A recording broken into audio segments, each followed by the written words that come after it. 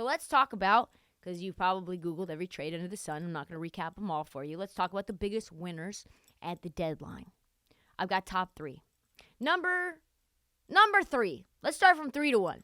Number 3, the Los Angeles Lakers. Yeah, I said it. The Lakers got something interesting brewing. I hate it for them. I hate it. I do.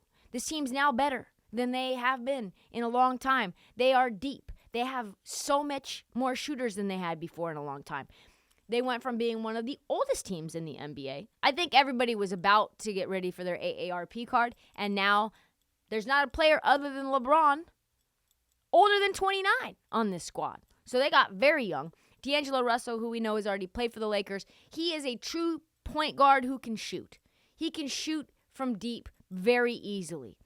He's very much an upgrade over Russell Westbrook in that fashion. Jared Vanderbilt, really good young player. He can defend. They get Malik Beasley, who can fill it up. And Mo Bamba. So they get him too. And not to mention, they already had Rui Hachimura, who they traded for like many weeks before the deadline. Very, very interesting. Number 3, Los Angeles Lakers. Number 2 winner at the deadline, the Los Angeles Clippers. This is like the sneaky team flying under the radar. Nobody's talking about them. Nobody's talking about how good their trade deadline was. You get Bones Highland, who is not only an elite scorer, but he can play make as well. He even came out and said, listen, guys, I can play the true point guard. You didn't need Fred VanVleet. You got me now. Step aside, homies. Step aside, Reggie Jackson. I got this.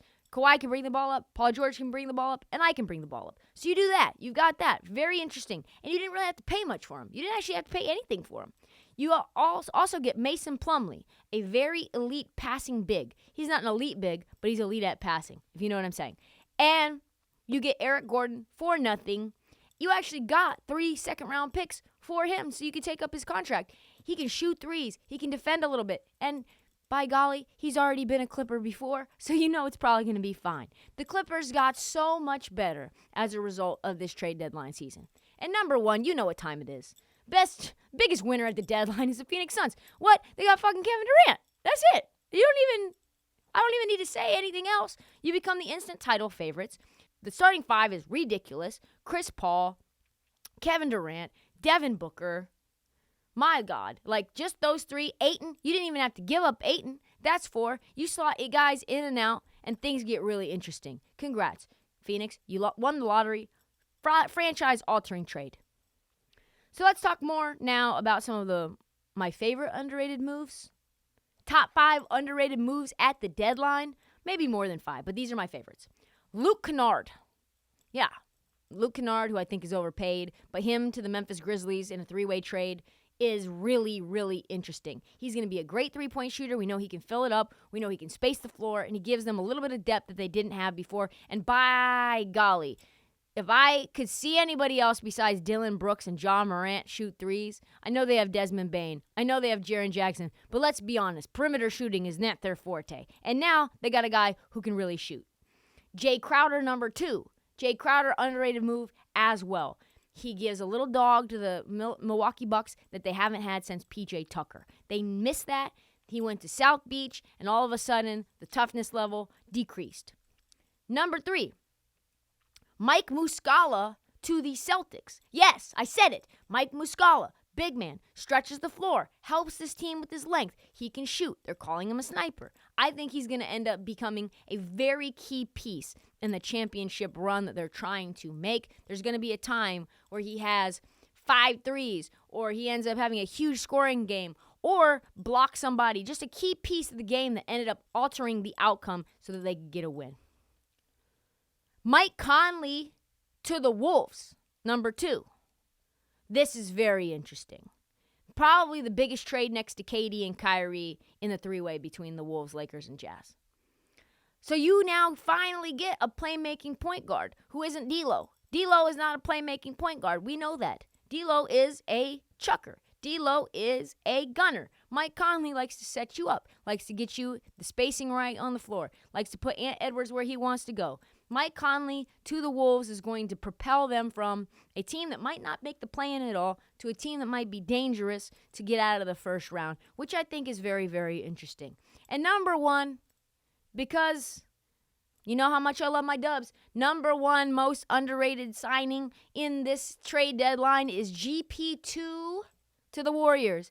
GP2 with Draymond Green, elite defensive combo, opens up Draymond to play the 5, plays really good defense at the point of attack, which is something that Steph Curry has not been great at. He's gotten a lot better at. Klay Thompson obviously has lost a step defensively, so you need GP2. If that man can get healthy by the playoffs, if the Warriors even get into the playoffs, but I'm not going to say that, then that's going to be something critical to their success. They wanted to keep him. They weren't able to keep him. And now they ship out James Wiseman, and they get their guy GP2 back. Let's also look at some teams that failed at the trade deadline. Biggest failures at the trade deadline. Number one biggest failure to me, most puzzling, is the Toronto Raptors. How do you go into the trade deadline and say you're going to move everybody and move nobody? How are you going to go into the trade deadline and say you're going to be sellers and then actually be buyers? How is that happening? You were in the market to sell everybody. It was like, okay, we're going to move Fred VanVleet. Trent Jr.'s on the trade block. OG Anunoby, he's available for sale. Pascal Siakam, he's available for sale. It was only Scotty Barnes who was ungettable. And what did you do? You picked up Jakob Poeltl, who you already had once before. What's going on? Guys, what's going on there? Did you just not get the price that you wanted for him? There's guys that are now on an expiring, like Fred VanVleet. What are you going to do with him? You're just going to lose him for nothing? I don't understand what they're doing. Number 2 on this list, most disappointing teams at the trade deadline. The Bulls. What you doing, baby? What you doing? Another team. Everybody thought you were going to do something. Are you going to move Caruso? Are you going to move DeRozan? Are you going to move Levine? Are you going to move Vooch? No, we're not doing any of that. No, we're not. We're not getting anybody. We're not getting anybody. We're not selling anybody. Yeah, we know you want Alex Caruso. Yeah, maybe we wanted somebody in return. But you know what we're going to do? Absolutely fucking nothing. We're just going to be frustrating as all get out. And number 3, our Kings, It stinks. I wanted this team to get Mason Plumlee. I did. I thought that was a done deal. I thought that was something that we had basically been talking about all season. They need a backup big. The non-Sabonis minutes are brutal. But surely Rashawn Holmes in a second rounder would have gotten the deal done, you would think, when the Clippers got Mason Plumlee for Reggie Jackson in a second round pick. But maybe there's some sort of relationship there between our guy, Jerry West, and Mitch Kupchak, who has worked for Jerry West in the past, and so that deal gets done because of the relationship alone. I think that's the only reason that happens. So the trade deadline has come and gone. I don't really know what to make of it, honestly. I don't know who's going to be good. I don't know who's going to be bad. But I do know we're going to be talking about these seismic changes for the rest of the season and beyond. The aftermath is there's probably not going to be many roster changes going forward, right? Outside of these little jankety, little raggedy buyouts. Like, is John Wall going to get bought out? Who knows? Russell Westbrook going to get bought out? Who knows? I'm not going to deal with that. Like, I'm not going to be staking my episodes on where Will Barton ends up. I'm not going to be staking my episodes on where T. Ross, no shade to T. Ross or Will Barton, where they go, which I do think T. Ross goes to the Dallas Mavericks, and I do think Will Barton ends up probably back in Portland because they like him. But that's something for another day.